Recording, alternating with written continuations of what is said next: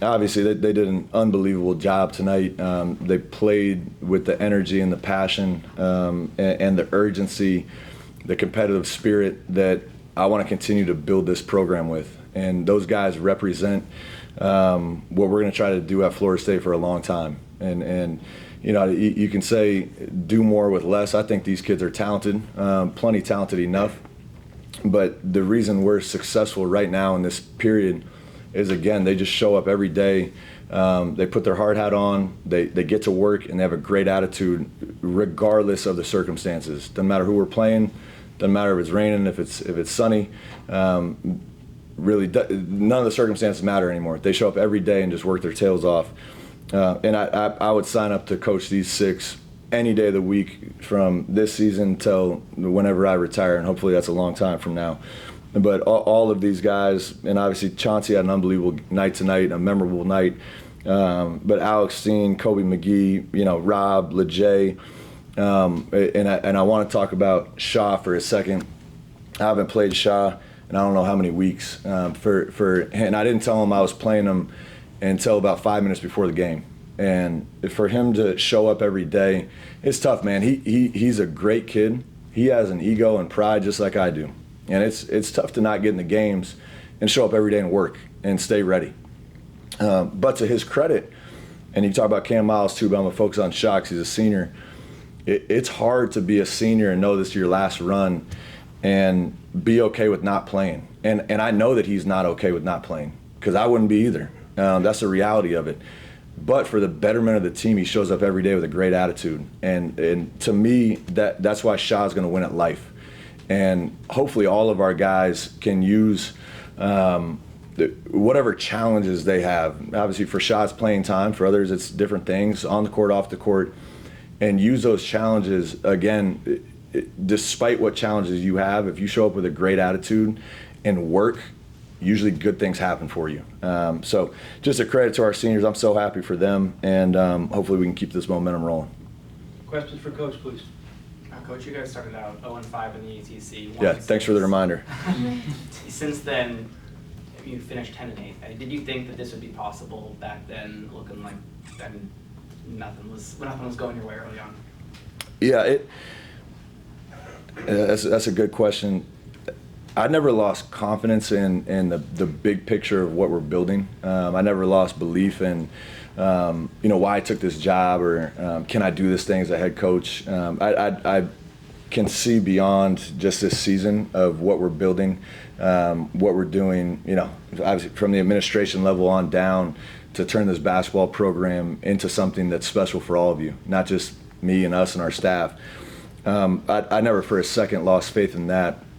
I did at points in the season, especially I think we lost 10 out of 12, second guess what we're doing and why we're doing it, and that's when we made adjustments. And that's what, to me, it's not, I know I'll get credit as a head coach, that's on our staff. And man, I know I'm biased, but we have one of the best staffs in America, and I could see 4, 5, 6 of these guys being head coaches like really soon.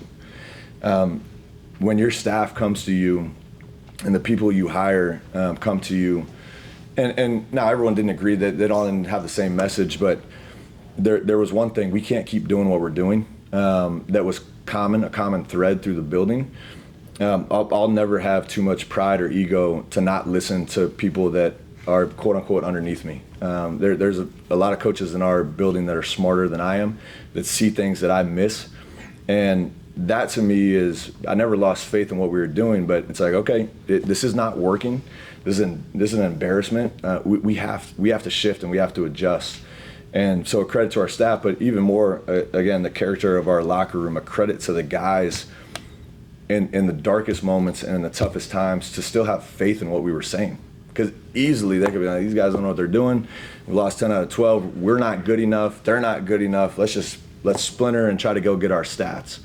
They didn't do that. They went in even more. Like, hey guys, we're gonna shift a few things. We're gonna change some things strategy-wise. We're gonna change how we work. We're gonna change how we practice, and it's gonna be really tough. For the locker room to be like, all right, lace them up. Let's do it. To me, that's why I'm so proud of this team. I hope and think I'll have better teams record-wise in the future. But again, I would sign up to coach this group any day of the week. Liam, I know you talked a little bit about the seniors earlier, but they accounted for 82 of your 91 today. Oh, wow. When you have a night to celebrate these guys, and as a coach you see that, I mean, how meaningful is it when they're able to perform like that? Yeah, I said this pregame. I don't know if senior night is as meaningful as it used to be, just with the era and the state of college basketball right now and college athletics. I don't know how many exact games I played, but I know it was 100 for Florida State. Putting on that jersey over 100 times, by the end of it, it's so meaningful, right? You do anything for the program. For these guys, they've been here, 9 months, 10 months.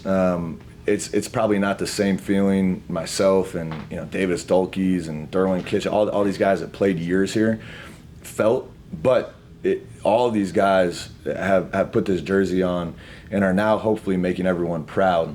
And to me, I didn't realize, that's really good math that you counted all that up. I didn't realize they scored that many points. Obviously, I knew Chauncey had a great game. Rob was unbelievable in managing the game. Kobe stepped up. Across the board, Steen stepped up. LeJay set the shot. All of them produced and helped us win. But that's got to be special for them to go out, in the last home game and show out for your friends and family. Coach, you were hired last year around this time, almost to the day, March 9th. Since Yeah. then, going through the whole regular season, now that it's over, you still have a little bit left, obviously, but what have you learned about your team and you personally as a coach? Yeah, I've certainly learned a lot. I'm pretty confident by nature, but this year, I don't want to say it's humbled me, but as an assistant, you always have these ideas, but you never have the pressure of doing this, standing in front and taking the blame and taking the criticism. As an assistant, you have a lot of good ideas, but to me, as a head coach, you have to have much more patience, which I'm not patient at all, much more humility, and the ability constantly to have an answer for everyone. And that to me has been the biggest challenge of, there's never an off switch. There's never a day where you can just kind of coast through the day. It is like everyone for every decision is coming to you. And again, that's where the staff has been incredible, with 3 former head coaches on staff of helping me do that. I feel like in this year, I've probably grown as a coach a decade. I've learned so much, especially from my mistakes. And hopefully you can use that to, again, continue momentum of how we want to build this program. I think we have a really clear lane now of how we want to play, of who we want to recruit, and starting with our own state and our own region in Florida and Georgia, and the type of kids we want to grow with. And that's the most important thing. And it's challenging in this day and age when it's a constant shuffle of bodies. We're really looking forward to our class, and hopefully those kids will be here multiple years like we were. And obviously we're gonna still have to hit the portal and bring some guys in that are older. But that mesh of finding the right group, to me, is most important, and it will remain. I'm never going to sell my soul for talent. I always want to coach guys that care about each other and care about the right things. Corey. How much, when you were a freshman, Tony Douglas was your senior? Yeah. Obviously had an incredible season, but I assume he had a lasting impact on you guys as you grow up, as you grow through the program, remembering what he did as a senior and Right. how he worked. Do you think this senior class, whoever stays from the current team that has eligibility left, do you think these guys can have that similar kind of impact on the guys that stay? That's a good question. I've never really thought about it like that. Certainly Tony Douglas and Uche Echefu, I think those were our 2 seniors that year, were unbelievable as leaders. Tony was more quiet, but he worked. He worked like no one else. He was on a mission. He was on a mission to win ACC Player of the Year. He was on a mission to win a championship on his way out. He got very close to both of those. No, I was saying he should have won ACC. He should have won ACC Player of the Year. I won't get into the voting. I mean, that's part of it. And we lost in the championship game. And that to me is the biggest impact Tony had on us. Was like, yeah, if you want to go after it, you got to work for it. And Tony worked his tail off every day, and the results came. Now, did he get everything he wanted? No, but he led us to a championship. I think at the time we were playing 5 freshmen, or at least 5 newcomers. think it was 5. Myself, Chris Singleton, Davis Dulkes. Derwin Kitchen wasn't a freshman, but he was new. We were young, and he led us. To me, Rob is kind of doing the same thing for our group, but it's all 6 of them are contributing. But I'll tell you this, I would take Rob McCray over any point guard in this league. And I don't know if they're still voting on all ACC, if that's done. But line up any point guard in this league, and I'm siding with Rob McCray. And I hope you guys write that.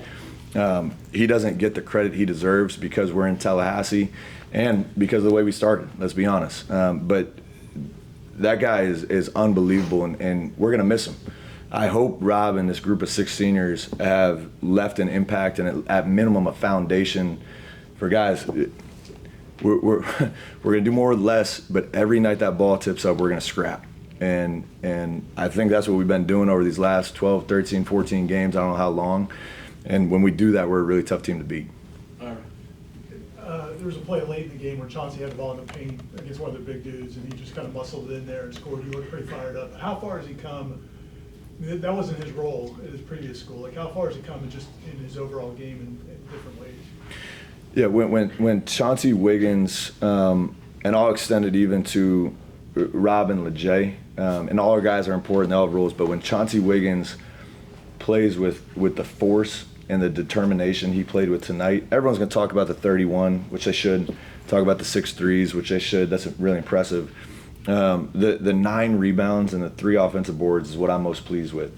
When he plays with that level of force, and especially when he and LeJay, I would line us up against any team in the country. I don't care, 1 to 365, I would line us up against any team in the country and feel like we got a chance to win the game. And I think I had 1 too many cups of coffee before the game. I was running hot the whole game. Coaches were trying to calm me down. I snapped on a couple of them, and I apologize. I'll apologize to them later today.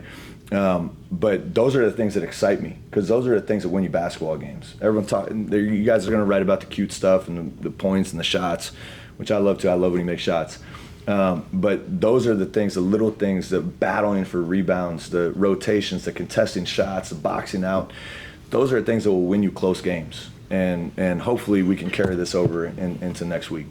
Kurt, I can't imagine the film study of the second half. Was the first half probably fun, second half probably not so fun? Yeah. It could be going a similar way today, especially with Boopy Miller and how, he just kind of went nuclear there for a while, but yeah. it never did. I guess what was your message, or I guess what did you see the players take on to kind of not let history almost repeat itself like it seemed like it might? Yeah, that was our speech at halftime. I'm probably gonna have to change some words around because it didn't work. We gave up 51 points in the second half. Now I will say that's a big credit to Boopy. He can score the best of them in the country. Like you said, when Boopy gets going, it's really tough to stop him, especially when you let him get like 3 or 4 uncontested threes. Now he was shooting them from Mars, but that kid gets rolling. He's tough to stop. But I will say defensively, obviously we got to improve. We got to get better in the second half. We can't give up in back-to-back games. I don't know how much Pitt had, I think 46 or 45, and then followed up tonight with 51. It is human nature to have a big lead and then take your foot off the gas and overthink everything and not be as aggressive, which I thought our offense was still solid, especially against the zone.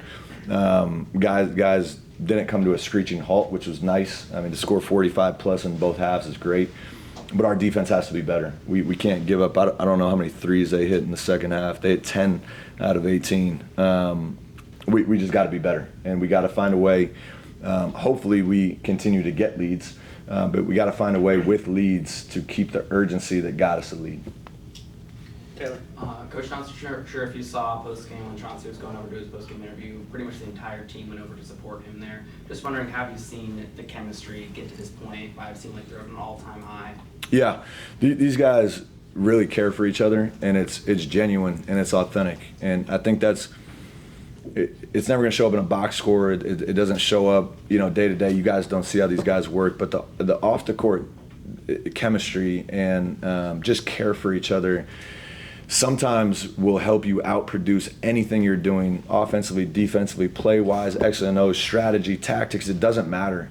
if the guys care for each other and want to fight for each other, that's when special things happen. And you guys have obviously seen this season completely shift because these guys show up every day with it feels like, and I hate using this term because I didn't like it as a player. I think it's overused, but it feels like a family. It feels like you're going to work every day with your brothers, and that is such a special bond that you guys are now seeing in real time help you produce on the court, and it's real. Some coaches try to force that, and they bring in gurus and do all these team activities, and these guys go home and they're like, well, that was a waste of time because I really don't like this guy.